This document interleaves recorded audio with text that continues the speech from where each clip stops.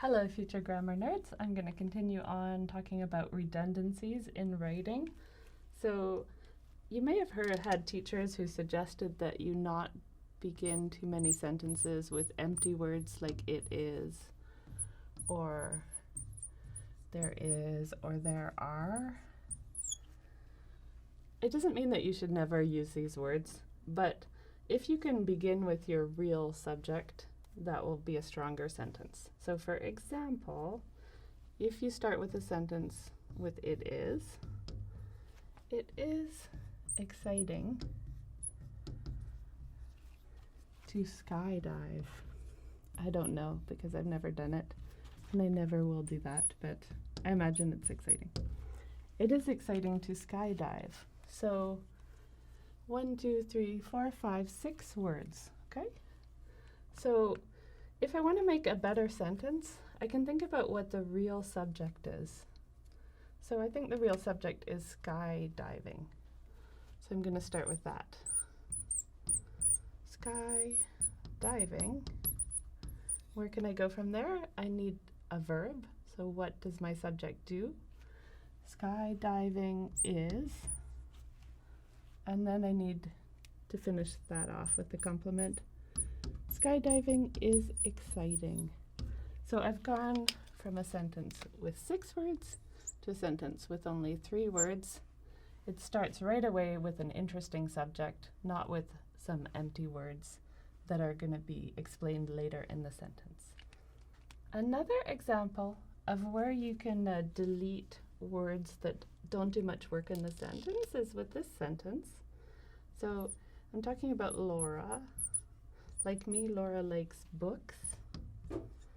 She is a collector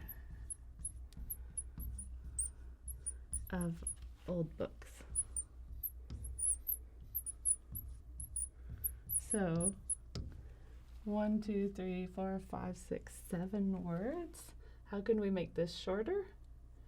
Do you see any empty words or less important words here? So this is the verb of the sentence right now, but sometimes you can replace is for a more active verb. So we do have this idea of collecting. So why don't we say instead, Laura is our subject. Instead of is, we can say Laura collects, which gives us much more like active idea of what she does. She collects old books. And now in our sentence, we've gone from 7 to 4 words. So one last idea just for shortening your sentences and also making them stronger is again to focus on the verbs. So sometimes a verb can become a noun. So the verb meet is kind of hidden inside the noun meeting, right? And the verb announce is hidden inside the word announcement. And discuss is hidden inside the word discussion. So if we want to change words from being nouns and back to being active verbs, instead of saying, let's say, John made an announcement,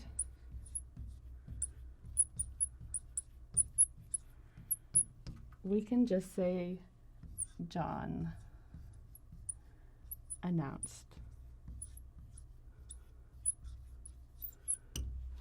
Of course, it does sound now like we can use those extra words to actually explain what John announced or tell the reader why we felt this important to mention. Another example, we came to a decision. Really, all you're saying is we. What can you find a verb in the word decision? We decided.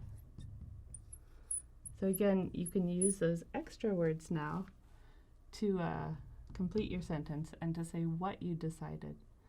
So the first sentence has sort of this illusion of completeness, but it doesn't really say that much. If you get rid of the excess words, then you can leave yourself space to say more in your papers. So that's all for now. Later, grammar nerds.